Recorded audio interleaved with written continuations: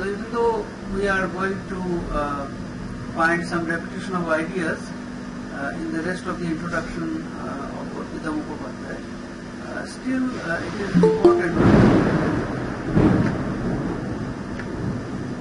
because these ideas need to be kind of hammered into our heads, the ideas about feminism and the evolution of the feminist ideas across time.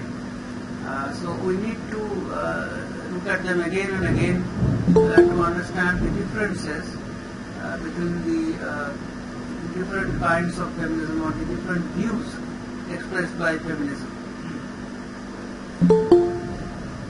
So post-feminism implied a movement beyond sexism and feminism, as we discussed, while to others it meant feminism's obsolescence altogether. Because the prefix post means after. So post-feminism means after feminism, which assumes that feminism is gone, it is passé. The French adjective or past participle passé is often used in English to suggest that some fashion is already past. So I am writing here on the blackboard.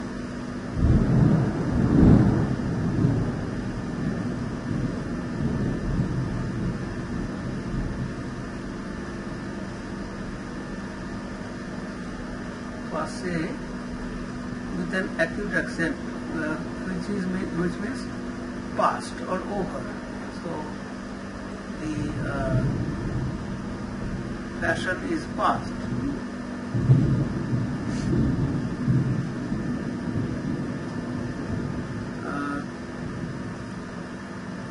It is on another level connected to anti-feminist attitude, not just restricted threat.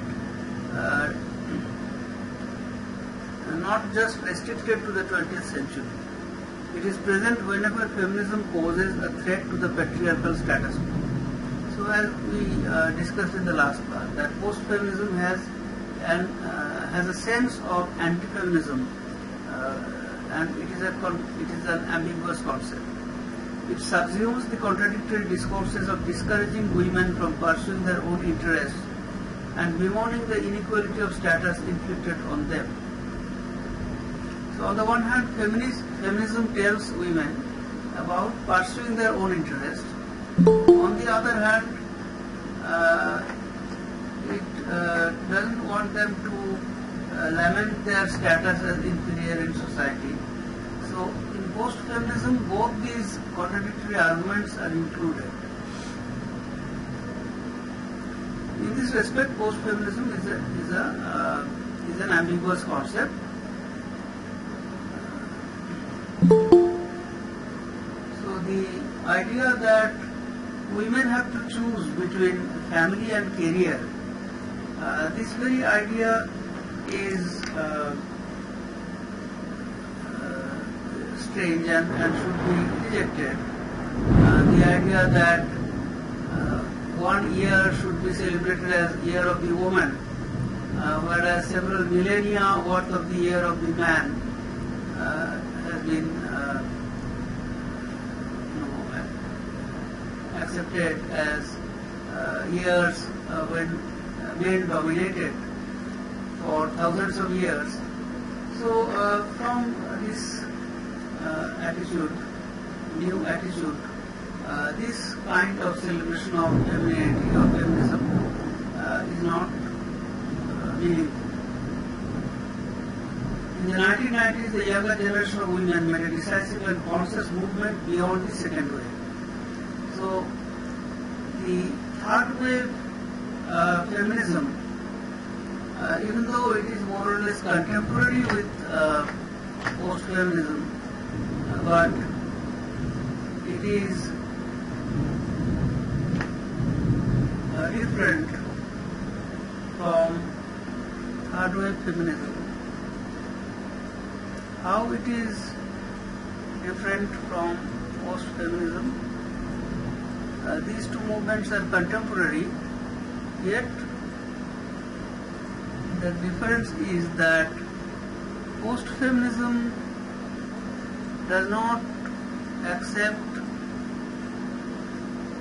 feminism and suggests that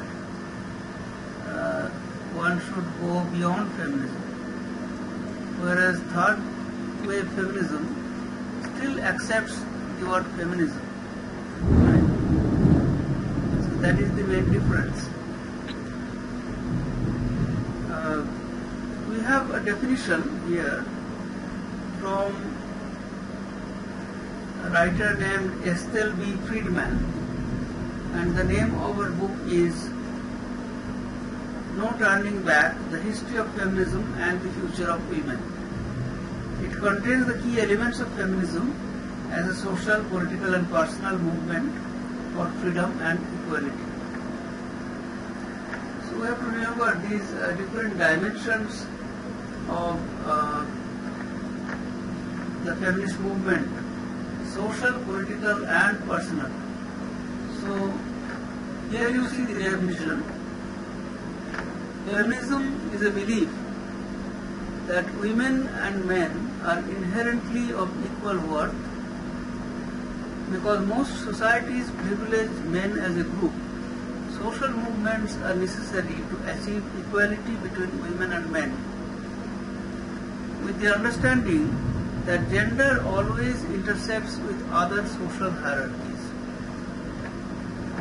So Friedman gives us the essential definition of feminism, that it is a belief according to which men and women are of equal worth. And many societies privilege men because these societies are patriarchal, and therefore to achieve equality between women and men, social movements are necessary, with the understanding that gender always intersects with other social hierarchies. So this definition takes into consideration hierarchies other than gender, that is racial hierarchies, hierarchies of caste and class. So let me go back to the blackboard. Hierarchies, we may say, in a society there may be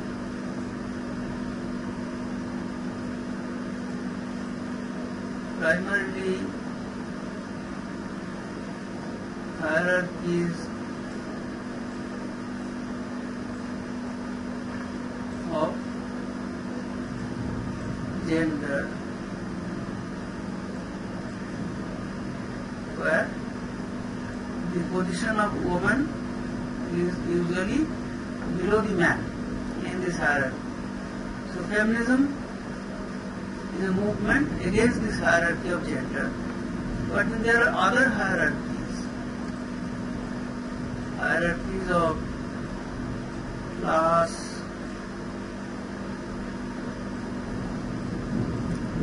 caste,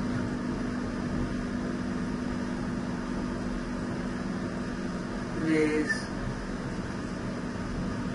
skin color, and so on. So gender always intersects these hierarchies, which means that feminism cannot take into consideration only the hierarchies of gender, but as the hierarchies of gender intersect these other hierarchies, so the feminist social movement must take into consideration all these hierarchies. Therefore, according to Friedman's definition, feminism should be looked upon as an inclusive movement, and here all the different hierarchies should be taken into consideration. Therefore, what do we see traditionally in society? Women were traditionally discriminated against on essentialist grounds. The qualities of rationality, aggression and leadership were held masculine, while gentleness and intuitiveness were considered feminine traits. Therefore, we have this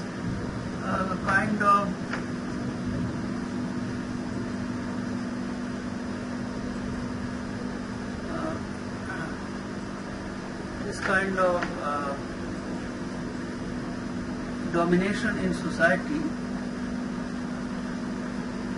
on the basis of certain assumptions. We assume that certain traits are masculine and others are feminine. So, the qualities of rationality, aggression and leadership, they are masculine qualities. Masculine.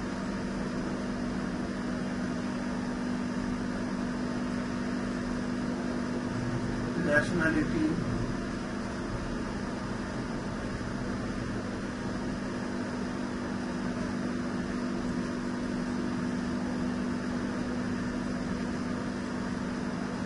Aggression.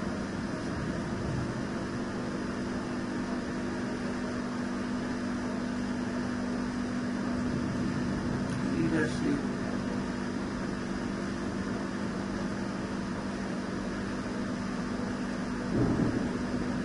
And there are other qualities which are feminine qualities. For example, gentleness, intuitiveness,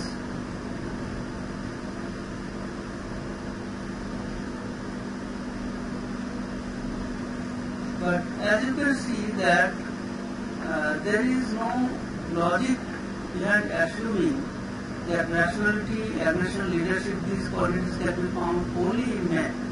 So these qualities can be found in women also. Similarly, gentleness, intuitiveness, such qualities can be found in men also. Therefore, these assumptions, they are essentialist.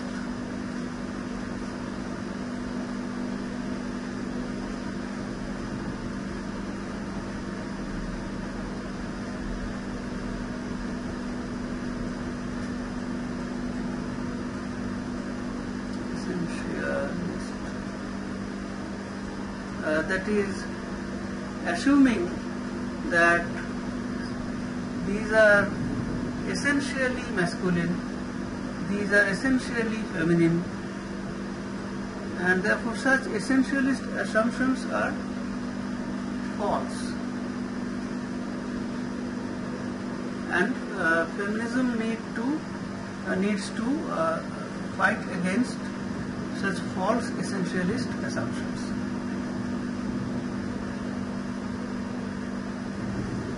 Along with these essentialist assumptions, there is the biological difference of these sexes.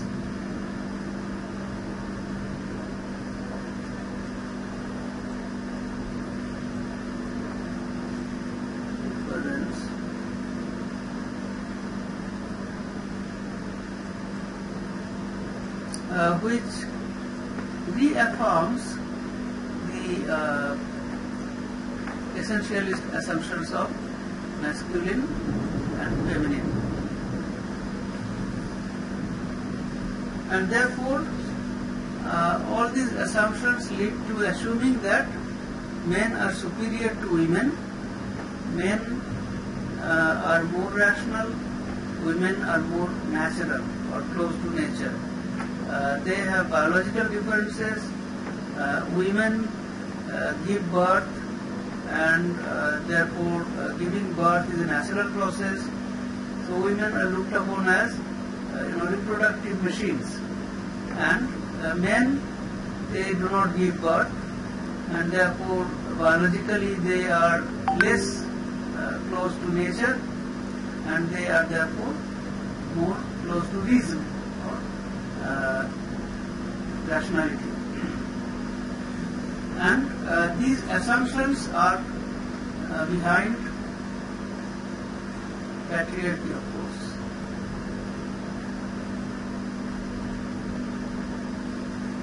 Patriarchy operates on the basis of such false essentialist notions according to which men are superior to women. This natural sexual difference, natural sexual difference, natural is within inverted commas,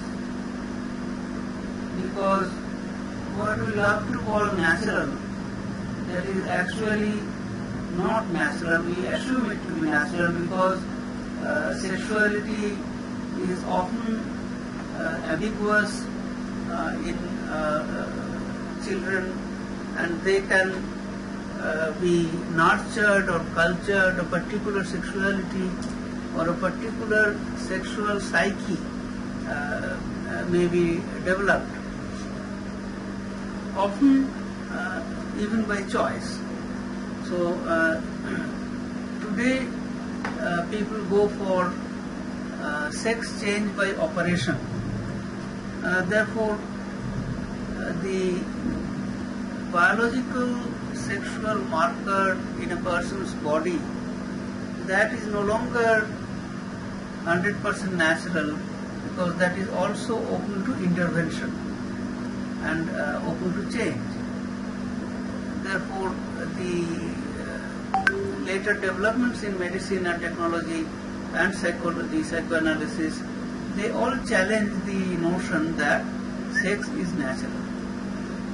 And that is why we put it in single inverted commas. But traditional thought, patriarchal thought, believes that sex is natural. So this natural sexual difference between men and women has historically consigned women to a subordinate position, locating her as closer to nature, while men have been traditionally assigned a state closer to culture. So we have again another false binary, nature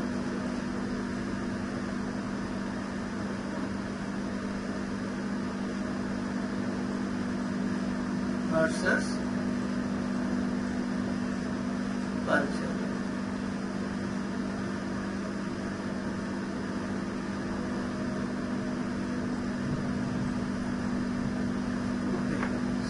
One of the one of the characteristics of postmodern movement is that all binaries are suspected of being false, and all such binaries are challenged. The actual definition or the distinction between sex and gender was first proposed by 20th century amateur psychoanalyst Robert Slaughter in the book Sex and Gender.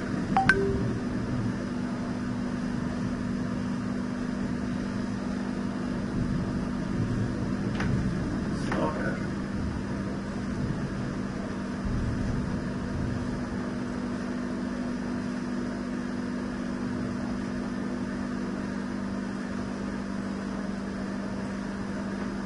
Was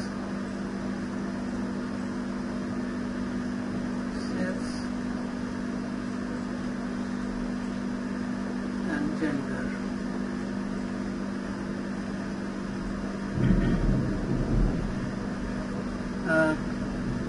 In which he distinguished between these two terms.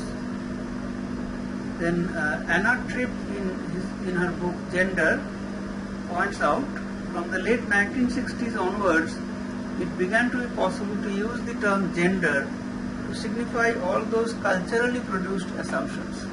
So Slaughter first proposed that gender is culturally conditioned, not biological. whereas sex may be conceived as biological.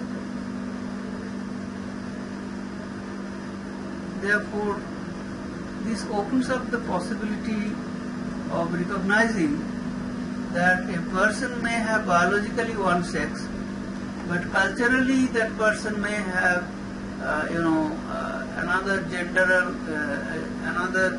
gender tendency or attitude.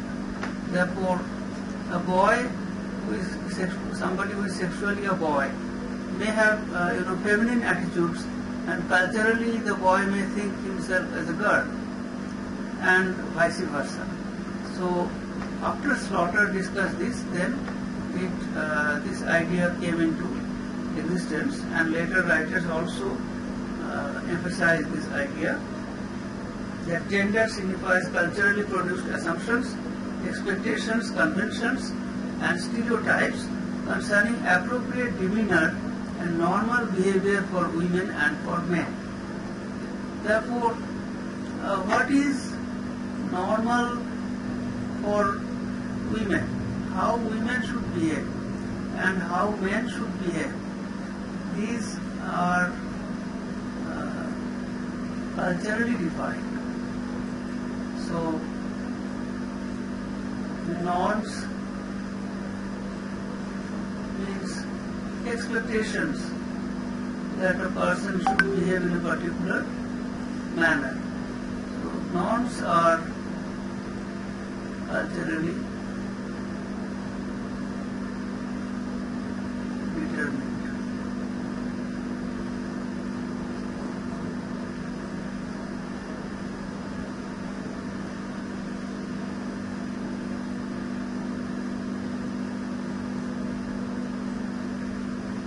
With second wave feminism, you remember second wave feminism, white heterosexual women became the unacknowledged norm. So the second wave feminism was about sexuality, role in the family, and so on. And in this movement, by the term woman, one actually thought about a white heterosexual woman, because a woman could be of any race or any class or any caste, but all these were not considered to be the norm. The norm was that of the white heterosexual woman, so that they enjoyed a sense of entitlement, a prior claim to feminism as an ideology, resulting in the erasure of racial, sexual, class-based minorities among women. So, mainstream second wave feminism did not take into account the minorities among women, like the black, the Hispanic, the South Asian, or say homosexual women. All these were not taken into account.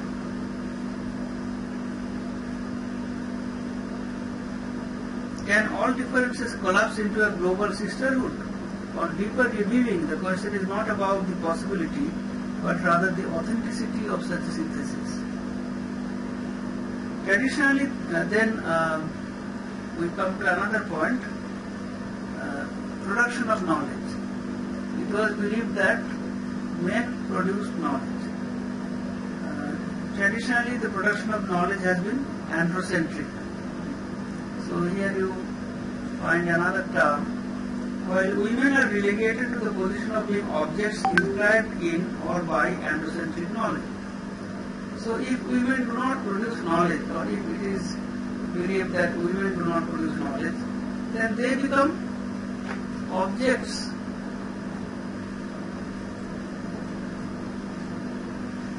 Because only a subject can know an object, and men were in the position of subject. Therefore, women came to be in the position of objects.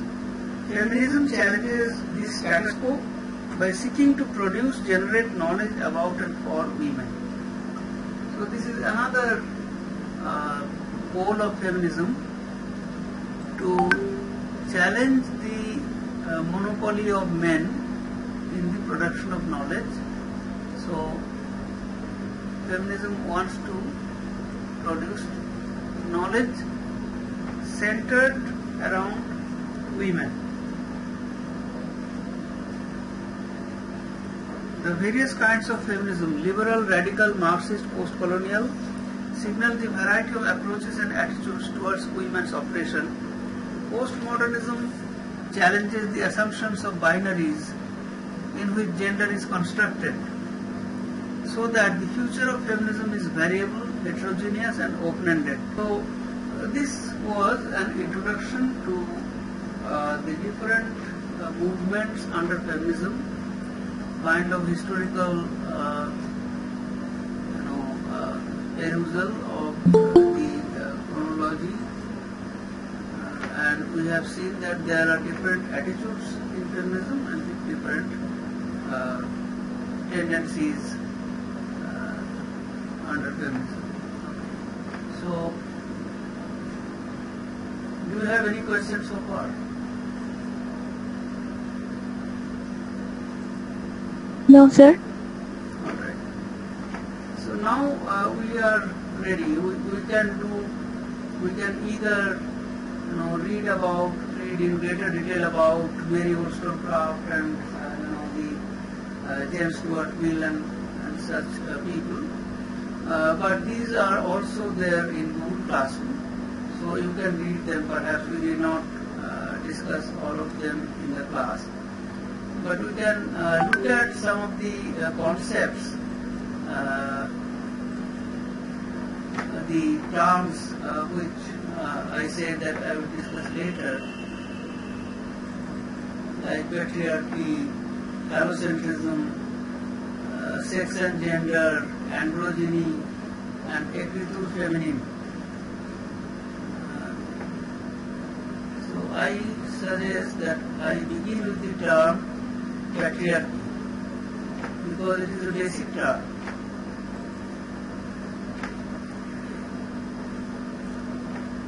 So let me see if I can project it on the screen. So you see patriarchy. The problem with the word patriarchy, which most feminists use, is that it has a narrow traditional meaning, not necessarily the one feminists give it.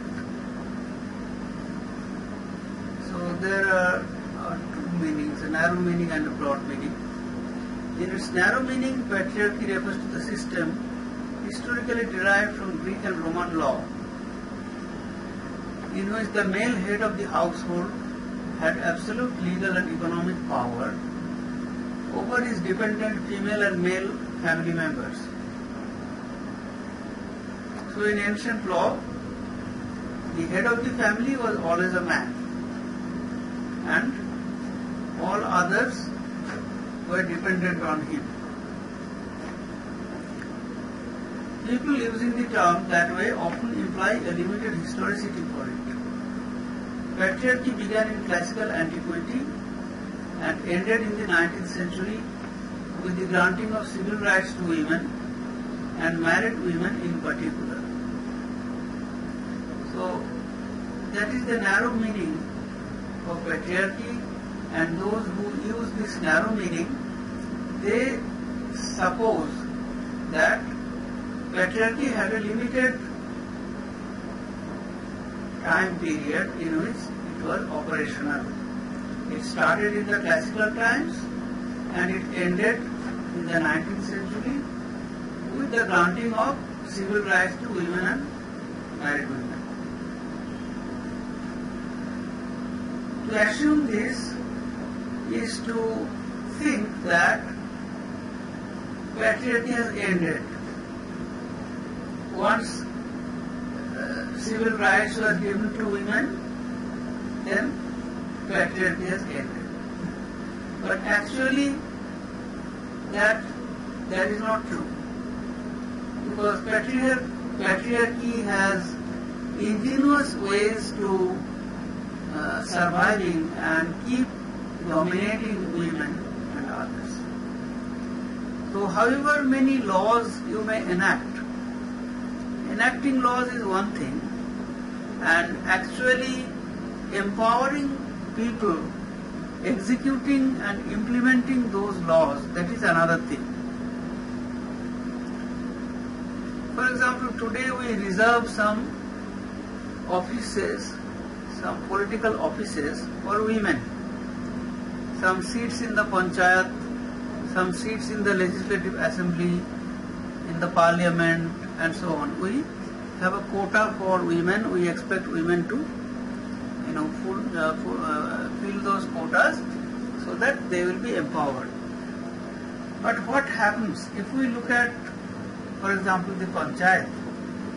We see that the women members of the family take part in the election and they are elected as panchayat members, but often it is their husbands who run the show in the name of their wives, and the husband really becomes powerful and dominates his wife and does everything on behalf of his wife.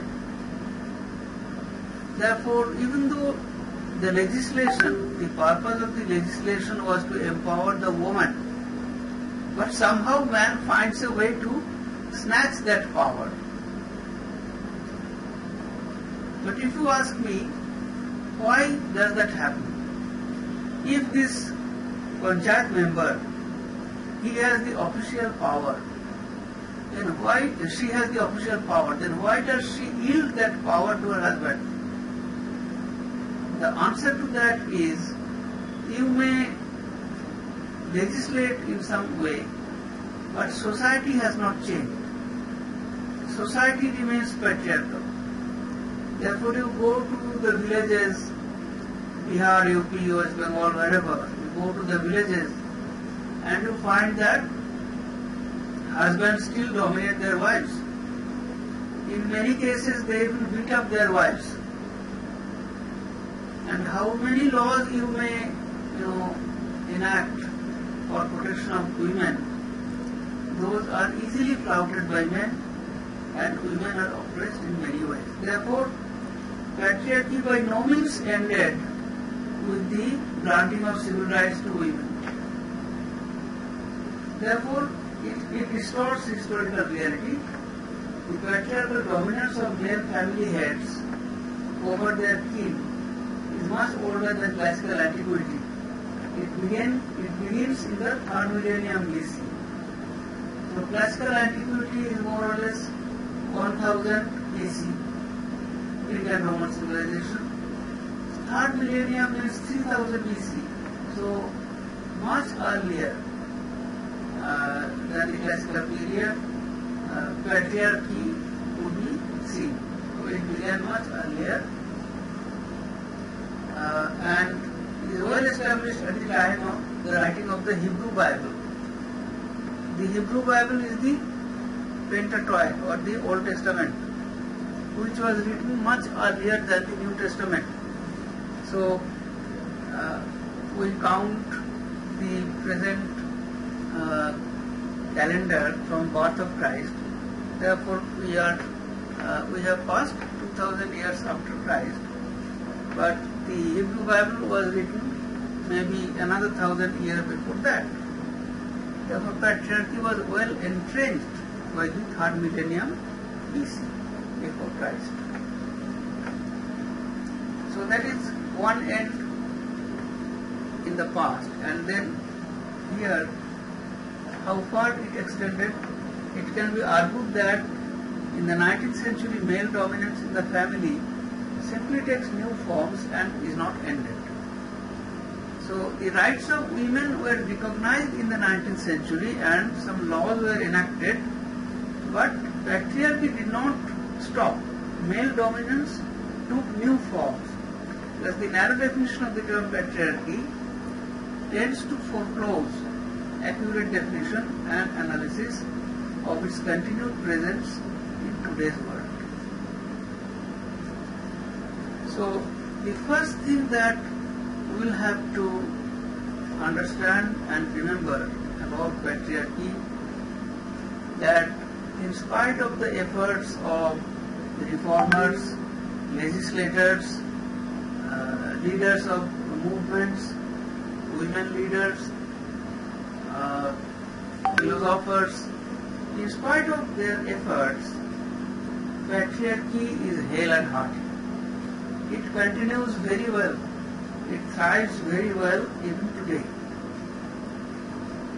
Because it is very difficult to completely subjugate men and their tendency to bypass the legislation in some way or another, or sometimes just flouting the laws.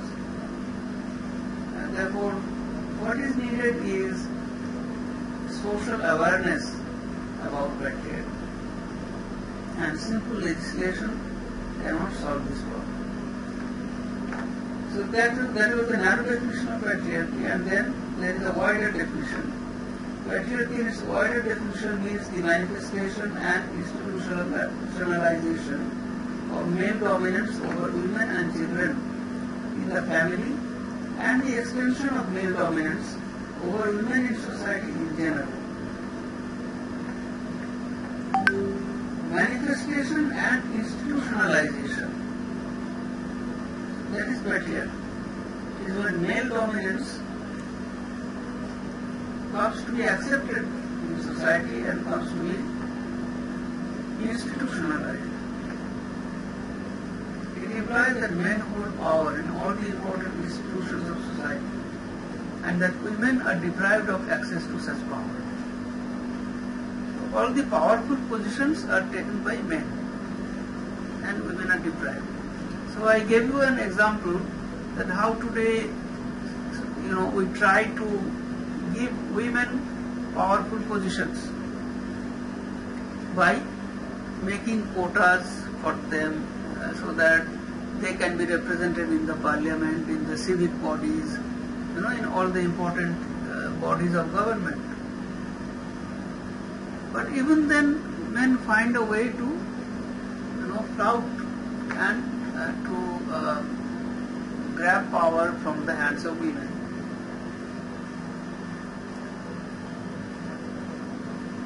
So men hold power. It does not imply that women are either totally powerless or totally deprived of rights, influence and resources. So men hold power in many important positions.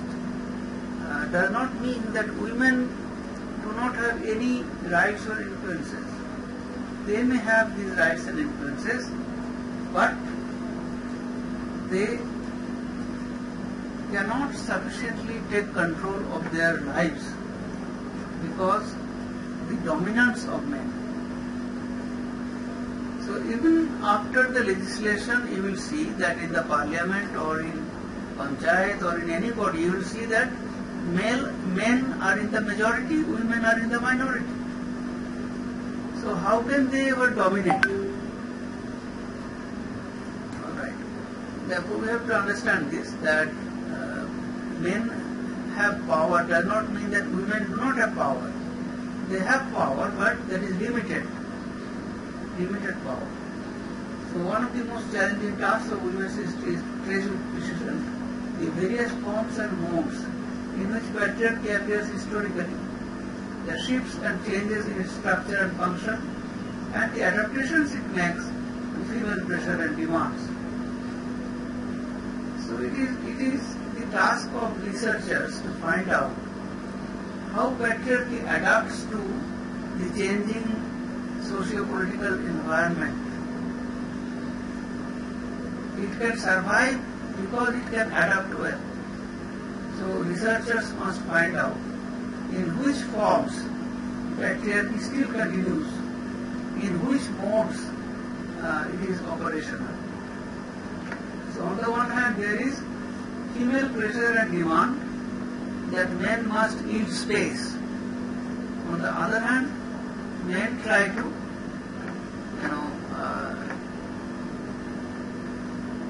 get out of the situation and get back their power by various ways. Right. So does this discussion of patriarchy help you?